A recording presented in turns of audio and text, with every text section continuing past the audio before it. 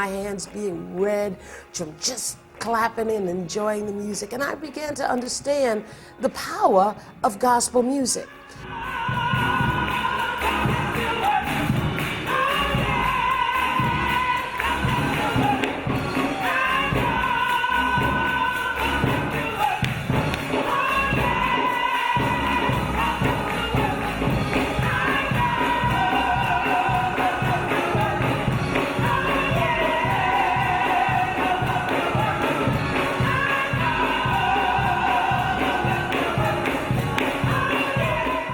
People are drawn to the natural energy and passion of gospel music, so much so that when it's time for the pastor to preach, many of them leave because that's not what they're here for.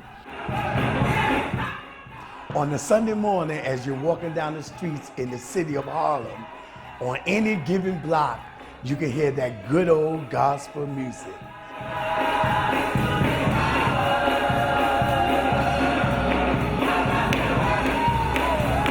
It was a music that spoke to the rhythm of our people, the beat, the pace, the music, the vibe, the harmony. The gospel can be anything, any type of music that allows that particular artist to express the gospel.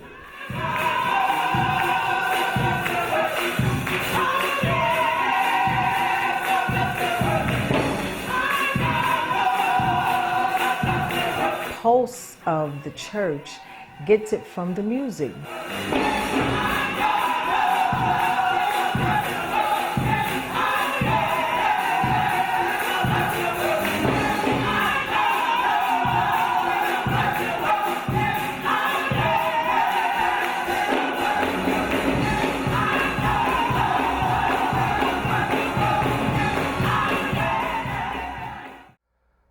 But I've heard of a city called heaven, and I've started to make it my home.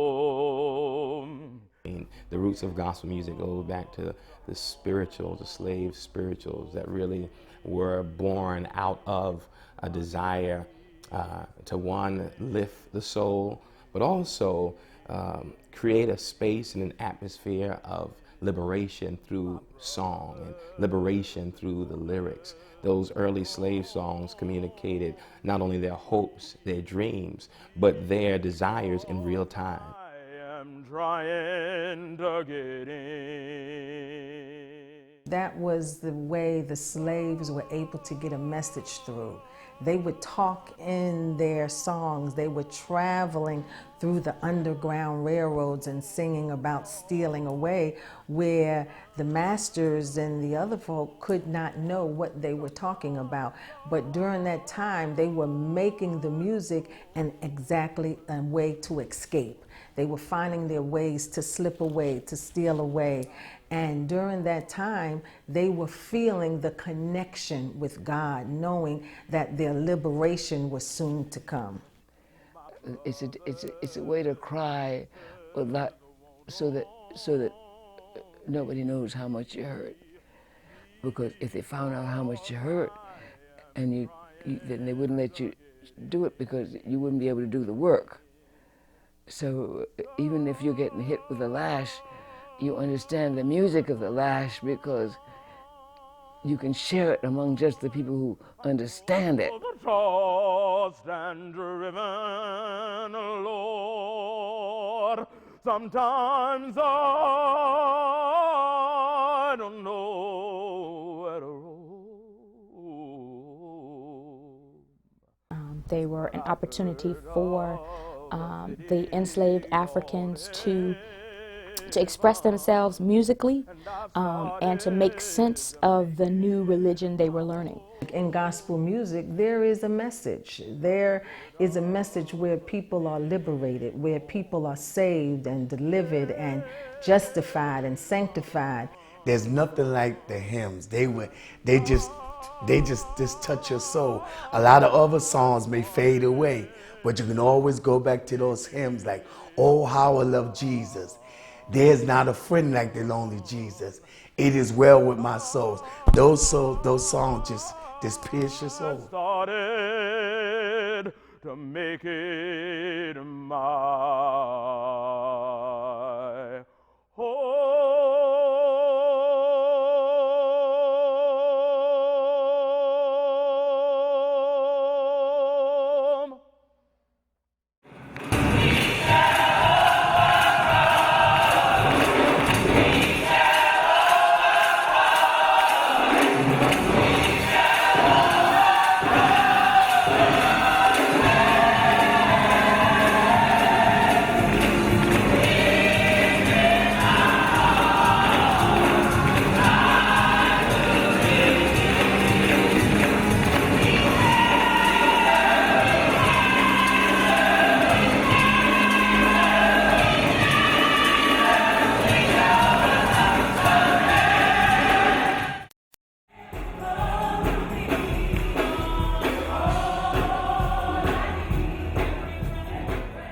I really came to understand, and appreciate gospel music listening to the radio. My first exposures to gospel was growing up in church and growing up with my great-grandmother playing gospel music in the house, and that was my introduction to music. I never heard gospel music really until I got to college and saw a Hammond organ and keyboards being played in church. All I knew was grand pianos and pipe organs. Gospel's made kind of a resurgence in the past few years, and there have been a lot of things that contribute to that. Spoken word has been a huge part of gospel. A lot of times you'll go to gospel concerts and you'll see infused in these gospel concerts these great sort of gospel poetry slams that are happening in the middle of what were more traditional gospel concerts are now taking on a new identity.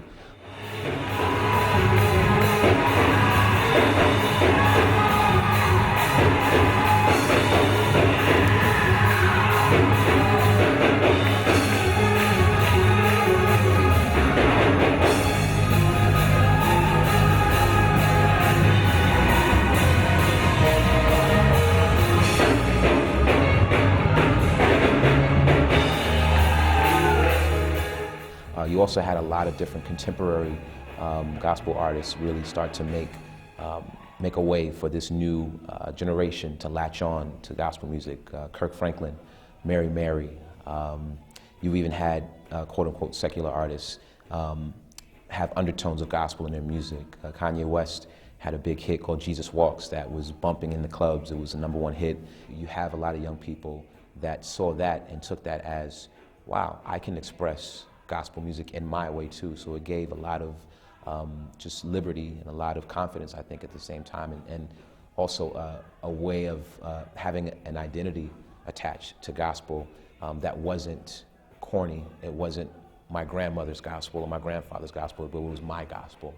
Today, because there are a lot more young people that are, coming to church, I feel like that's going to make a big change in the future. Gospel music originally was shunned because it was too linked to R&B, what they call R&B back in the days, or jazz, which historically wasn't accepted all that much when it first kind of originated in many quarters. So many of our brothers and sisters that have gone on to glory or still around, they started in jazz, but they always would come back to the church. You have so many, you have Melba Moore, you have a Francis Jackson, an Evelyn Williams, so many that started back then always find their roots back to the church because they started back in the church, and they may go away, but then they come back.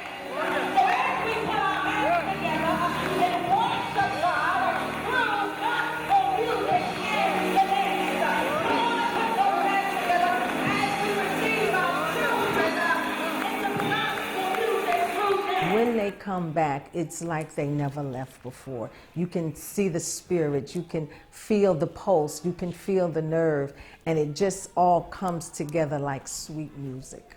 I didn't understand the gospel till I got grown, and the historical impulses behind it, and the historical and the emotional impetus that made it a world sound. When I sang gospel, I saw that there was no other feeling. I could sing R&B, I could sing classical, but no other feeling like gospel music. I think that's the thing, the beauty of gospel music, is that it really doesn't have one particular style or one particular way to go about doing it.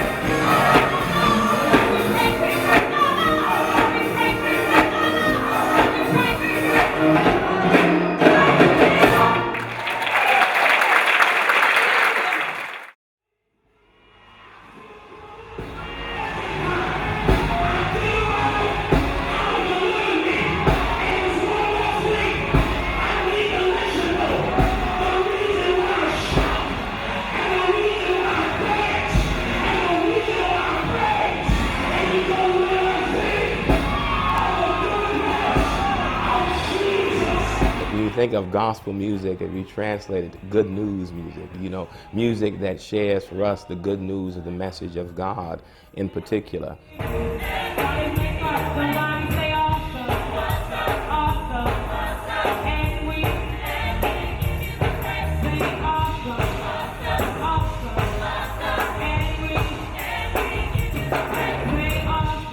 In a place like Harlem, where you had so many genres of music and you had so many gifted musicians in Harlem, and Harlem represented music for so many people, that gospel became part of the musical backdrop of Harlem, where you had the jazz, where you had the gospel, where you had the rhythm and blues, where you had the rock and roll, where you had the classical music. So I think gospel music then, as times began to progress, became more of the accepted mode of musical communication in so many of our churches. Gospel music, even though it is its own particular style, it influences other styles, but also borrows from many different styles. We start with gospel, and then we show how the gospel came from the church, and then onto the radio station, and then it became R&B and soul. And we do all of that inside the story of Mama, I Want to Sing. It's my sister's story, but it's the story of American music. It's the story of Harlem, and it's the story of many other great, singers and performers in America coming through at that time.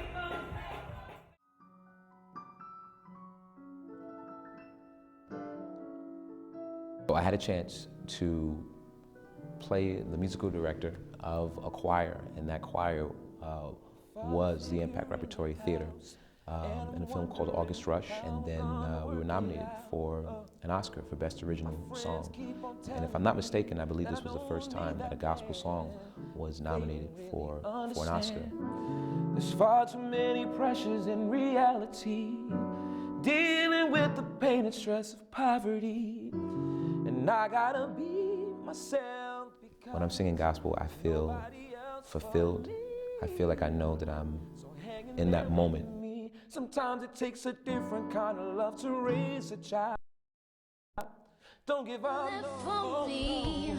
Mama's gone, daddy didn't wanna be, and now I'm all by myself, wondering where is up. Should I just give up, you know? Life falls down on me, cuts into my soul, but I know I got the strength to make it through it all, 'cause I'm still standing tall, breaking through these walls. I'm gonna get my own. You're like a motherless child, pain cuts into my soul. It's beating me down, can't find a smile on the face of a motherless child. Gonna break down these walls, gonna get my own. Yeah, yeah, yeah, yeah.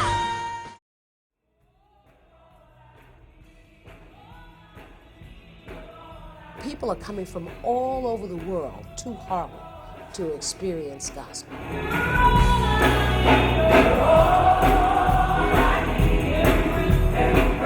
We get all kinds of emails, people all over the world wanting to come to Harlem to hear the music.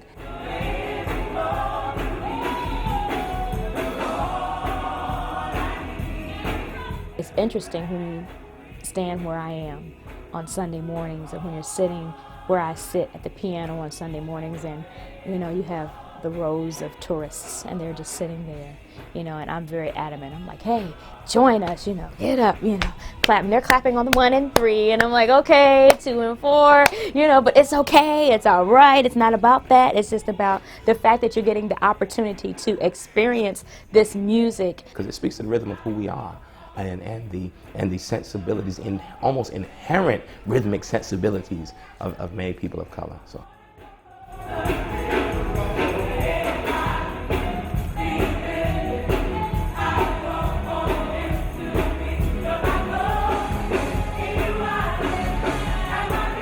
Tourists from France or Japan say, they want to hear the gospel. Now, it's amazing when I hear that, because when I think the gospel, I think immediately the preached word, which is the gospel. Whereas when they think of the music, we started the first gospel group for Japanese here in Harlem. This is where it started, under my late husband, Bishop Washington.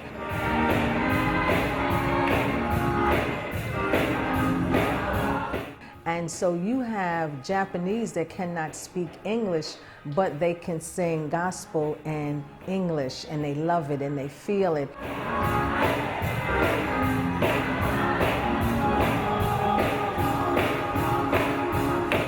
And when you hear music, gospel music, real good gospel music, it touches the soul. And so when you hear it, you don't have to speak English, you can feel the spiritual side of the music and the message.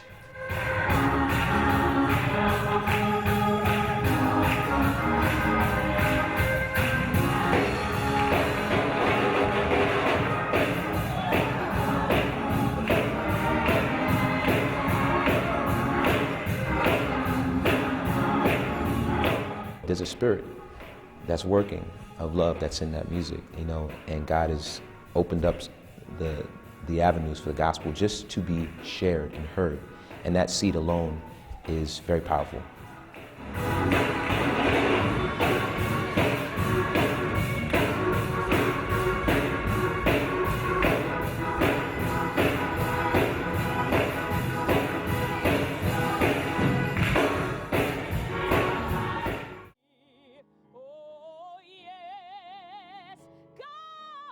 Gospel music, it helps us to express the negative things that we have, but also the joys that we experience. Yes, God loves me. Oh, yes, Jesus do a lot of different styles of music, but gospel music is the only one, is the only style that really hits me in my core, and whatever comes out from me is coming from the pit, and it's really coming from my own true experience time after time after time. Music ought to have the same impact, pushing people to a place where they seek to really pursue the possibilities that abound for them. Music that brings them to a place where they begin to look at themselves, maybe not just as they are, but as they hope and long to be. Music that lifts the spirit and lifts the soul, but also spurs the imagination to dream and to enable vision and to really, in a very passionate way, pursue all of the things that for some people seem impossible but become possibilities through their faith and through their confidence in God. Gospel music, I think, inspires that. Gospel music should be able to touch the soul. It should really win the soul, and then the preacher from there, or the pastor, takes it from there with the word of God. It should go together. It should gel together. It should glue together, and it should make, again, sweet music. Something about it releases me. I feel like, it's nothing like a gospel song. It's nothing like something that can make you feel that nothing else matters. I sing gospel and I feel God. You know what I mean? It sounds a bit crazy, but I feel his presence and I feel his comfort, his arms wrapping around me. And I feel like when I sing, that's my praise. Jesus, he loves me. Oh, yes, he loves me. For the Bible, my living. Every day, new mercies I see. Great is your faithfulness toward me, God. When I walk down the streets. I think the gospel, no matter what is fighting against it, there's always a need for it. So the impact of gospel music will endure as long as there are people who still bleed, who still struggle, who still laugh, who still cry, who still feel joy, who know what it is to mourn and weep and rejoice and celebrate. Gospel music always will have a place because it speaks to all of that, the full human being it speaks to. So I think gospel music is eternal in many ways.